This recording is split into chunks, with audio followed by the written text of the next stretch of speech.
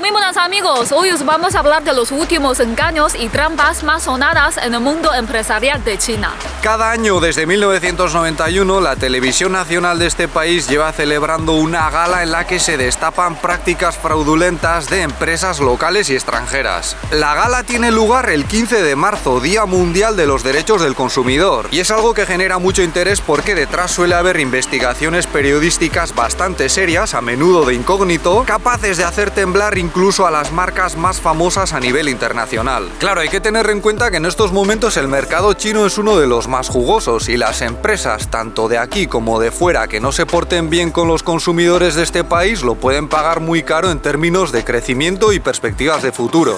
Por cierto, hoy estamos en otro parque de Changsha, la capital de la provincia de Hunan, pero este está situado más cerca del centro y suele tener más actividad, sobre todo cuando hace buen tiempo, que no es el caso, lamentablemente. Estos días hay unos niveles de humedad tremendos, tenemos la casa a punto de cosechar setas por todos los rincones. Pero bueno, por lo menos hace fresco, cuando llegue el calor se va a poner esto como una sauna, ya lo veo venir, igual que Wuhan. La gala de este año se acaba de celebrar hace un par de días y varias de las trampas descubiertas tienen que ver con la privacidad. Entre ellas, quizás el caso más sonado está relacionado con el uso de reconocimiento facial sin consentimiento. Al parecer, algunas empresas han instalado cámaras en sus tiendas o establecimientos con las que pueden grabar a cualquiera que entre allá y en combinación con ciertos programas informáticos pueden generar una base de datos con información sobre el tipo de gente interesada en sus productos o servicios. Según ha revelado la investigación llevada a cabo por el canal chino CCTV2, gracias a estos equipos las compañías podían recopilar datos automáticamente sobre género, edad, aspecto físico e incluso estado de ánimo. Esto último mediante la interpretación de la expresión facial. De esta manera se consigue información muy valiosa para los departamentos de marketing, por ejemplo, que pueden diseñar campañas de publicidad mucho más efectivas. Y ojo, porque también tenían la opción de marcar a ciertos visitantes como por ejemplo agentes de la competencia, clientes problemáticos o periodistas molestos, como en este caso, de forma que el sistema lanzase un aviso al detectar que estas personas regresaban a las tiendas. Y a lo mejor algunos pensaréis, ya está el gran hermano chino haciendo de las suyas y construyendo ese mundo orwelliano distópico del que tanto se habla. Pues sí, no, porque esa tecnología la han instalado empresas privadas chinas que ofrecen servicios ilegales, porque no se puede hacer eso sin consentimiento expreso. Y todo ello ha sido denunciado por medios chinos que se supone que están controlados por el gobierno. Pero es que además, entre los que se han beneficiado de esa tecnología ilegal, no solo hay empresas locales, sino también extranjeras y algunas de ellas muy famosas, como por ejemplo BMW, Max Mara, de productos de moda, o Kohler, que fabrican lavabos y muebles para el baño, entre otros. Claro, para muchas empresas extranjeras estos métodos son especialmente tentadores porque tienen un menor conocimiento de los consumidores chinos, y si acabas de aterrizar en este país te pueden ofrecer una ventaja enorme. Si quieres hacerlo de forma legal, tienes que contratar a un equipo que diseñe encuestas o que haga estudios de mercado, y eso cuesta bastante más dinero. Por cierto, ese nicho de los estudios de mercado es muy prometedor en China. A mí me han solido ofrecer ese tipo de trabajos porque soy sociólogo, pero normalmente entre las clases y los vídeos no me queda tiempo. Aunque me consta que hay empresas occidentales muy gordas que suelen pedir este tipo de estudios y están dispuestas a pagar mucho dinero por ello. Entre las empresas chinas que han utilizado estos métodos tan cuestionables parece estar Miniso, que es una de esas tiendas de diseño tan ordenadito de las que ya os hablamos hace poco en un vídeo y que a mí personalmente no me gustan nada. A lo mejor por eso tienen los espacios tan bien organizados, porque de esa manera es mucho más fácil grabarlo y analizarlo todo con las cámaras. Pero ya os dijimos que ese estilo no es un invento de los chinos, es algo que ya se había extendido previamente en Japón y Corea del Sur, por ejemplo. Otro de los pillados con estas prácticas ha sido un teatro gestionado por la administración pública en la provincia de Jiangsu. Suponemos que sus responsables estaban utilizando las cámaras y el software con los mismos fines, para saber qué tipo de espectadores entraban y qué tipo de espectáculos les dejaban más contentos. Así que el hecho de ser funcionario no implica que puedas emplear ese tipo de herramientas de reconocimiento facial como si nada. Y parece que con este tipo de denuncias se refuerza la idea de que solo pueden utilizarlas las autoridades en materia de seguridad ciudadana y nacional. El segundo escándalo más discutido tiene que ver con varios servicios de búsqueda de empleo. Las páginas y aplicaciones para encontrar trabajo de 51 Job, Chaopin y Liepin han sido pilladas vendiendo los currículum de sus usuarios de forma ilegal, violando su privacidad una vez más. Da la casualidad de que yo también soy usuario de la primera de ellas y aunque no he entrado en años, no estaría mal saber si mis datos también han acabado vendidos por ahí. Al parecer, estas aplicaciones y páginas tenían cuentas especiales para las empresas a las que ofrecían acceso a los datos de los solicitantes de empleo. En plan, si pagas X, puedes mirar tantos perfiles y luego tenían diferentes ofertas en función de la cantidad abonada. Pero por si fuera poco, luego esas cuentas de empresa revendían la información a terceros por el módico precio de 1 euro por currículum, por ejemplo. Además, todo apunta a que no era especialmente difícil registrarse en una de esas aplicaciones y conseguir una cuenta de empresa de forma fraudulenta, porque normalmente te piden una licencia o un certificado, pero no lo han hecho de forma muy seria. Algunos espabilados han estado utilizando licencias de otras empresas para sumarse a este negocio y el resultado es que los datos de muchísima gente han acabado en manos de prácticamente cualquiera con vete a saber qué intenciones. Otro caso que ha dado bastante que hablar es el de las aplicaciones diseñadas para engañar a los mayores. Eso es, en internet circulan una serie de anuncios dirigidos especialmente a los usuarios de edad más madura, vamos a decir, que son muchos en este país y no parecen tenerle demasiado miedo a la tecnología, aunque eso no quiere decir que anden prevenidos ante este tipo de amenazas. Cuando los jóvenes se encuentran con estos anuncios, que son de aplicaciones para liberar a los móviles de la basura informática que acumulan, suelen sospechar y pasan del tema generalmente. Pero parece que no pocos ancianos las han instalado sin saber que en realidad son otro engaño para apoderarse de su información.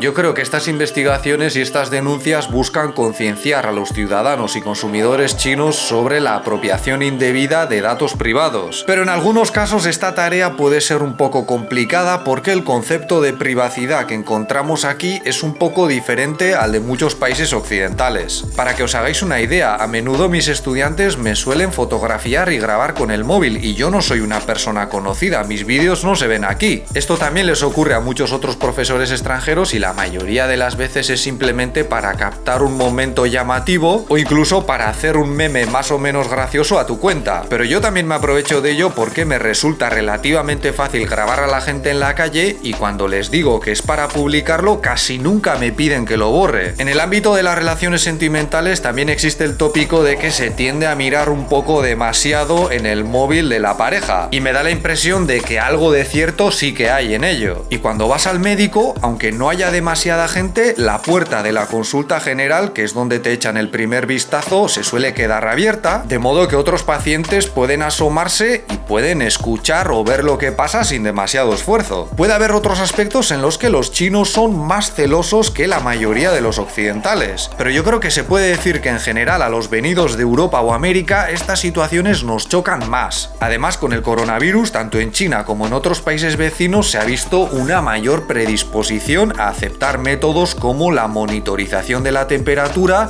o el rastreo vía aplicaciones que implican cierto grado de violación de la privacidad. Mientras que en muchos países occidentales el simple hecho de plantear estas soluciones ha generado un rechazo muy fuerte. De todos modos, aunque es un tema que cada vez nos preocupa más, no todo han sido escándalos relacionados con la privacidad. También se han denunciado casos de violación de las normas de seguridad alimentaria al encontrar empresas que estaban utilizando clenbuterol para la cría de ganado, una sustancia prohibida hace ya unos cuantos años. Yo creo que con este tema sí que hay cada vez menos tolerancia, porque aunque desde fuera muchos piensan que aquí la gente come cualquier cosa, a los chinos les preocupa muchísimo que la comida que consumen sea sana y les permita vivir muchos años. Y yo no me voy a cansar de decir que esta es una muy buena oportunidad para las empresas extranjeras especializadas en ese tipo de productos, aunque aquí también hay cada vez más compañías dedicadas a ello. Por cierto, esta vez las investigaciones del canal de televisión nacional también han salpicado levemente a nuestra ciudad, Changsha, porque parece que en la planta 21 de la torre IFS, la más alta del centro, hay una tienda de reparación de relojes de lujo que estaba engañando a sus clientes al cobrarles cientos de euros por solucionar averías ficticias. Ya no sé si lo he comentado antes, pero muchos de estos trabajos de investigación se hacen de incógnito. Los periodistas se infiltran en las empresas en cuestión y pueden pegarse ahí varias semanas o meses, hasta el punto de que algunos algunos llegan a ascender en la jerarquía y se convierten en encargados, por ejemplo. Y por supuesto, una vez que se ha descubierto el pastel, entran en juego la policía o las autoridades en la materia. También es verdad que varias de las empresas implicadas en el escándalo de las cámaras han pedido disculpas públicamente y han dicho que ya las han quitado. Y por lo que hemos leído nos da la sensación de que los más castigados van a ser quienes las habían instalado, lo cual es lógico hasta cierto punto. Con todo esto de los engaños, los timos o el fraude y China pasa una cosa bastante curiosa en mi opinión. Y es que existen una serie de tópicos bastante contradictorios por los que se tiende a pensar que por un lado los chinos son bastante dados a ellos, aunque por otro lado cuando nos ocurre decimos aquello de que nos han engañado como a un chino. O sea, me llama la atención que convivan al mismo tiempo los estereotipos de pueblo timador y timado. Pero en cualquier caso, hoy en día es cada vez más complicado aferrarse a estas ideas. En primer lugar, aunque durante muchos años China ha sido reducida a la imagen de una fábrica de productos baratos y poco fiables, ya hace tiempo que también destaca en niveles de alta gama. Y un país no se convierte en el mayor centro industrial a escala global o en uno de los mercados más prometedores si no ofrece un mínimo de garantías a inversores y consumidores. Y en segundo lugar, la de China no es esa sociedad de ciudadanos dóciles y controlables que muchos imaginan. De hecho, aunque dudo que la gente vaya con antorchas a dar fuego a las empresas implicadas en estas investigaciones, sí que pueden llegar a generar bastante indignación. Y esta vez no pocos han dicho que una gala al año sobre este tema no es suficiente, debería haber más. Aunque en cualquier momento puedes ir a una página del gobierno que también tiene una línea telefónica 12315 en la que puedes dejar tus quejas como consumidor y pedir que se investiguen. Yo tengo la sensación de que en este país a los consumidores se nos trata cada vez mejor, en gran parte porque las nuevas fases de desarrollo económico así lo exigen. Hasta hace no mucho esta sociedad era una sociedad muy dada al ahorro, pero se nos está animando cada vez más a que nos gastemos el dinero en cosas más o menos innecesarias. Pero a medida que esto ocurre también hay que ir desarrollando toda una serie de normas y leyes, un marco jurídico que garantice nuestra seguridad y nuestros derechos. A menudo se tiende a despreciar a este país en esas cuestiones, pero lo cierto es que en estos momentos se está invirtiendo muchísimo esfuerzo y dinero en la construcción del Estado de Derecho. Y ya veremos hacia dónde va todo eso. Yo personalmente creo que es una apuesta muy importante.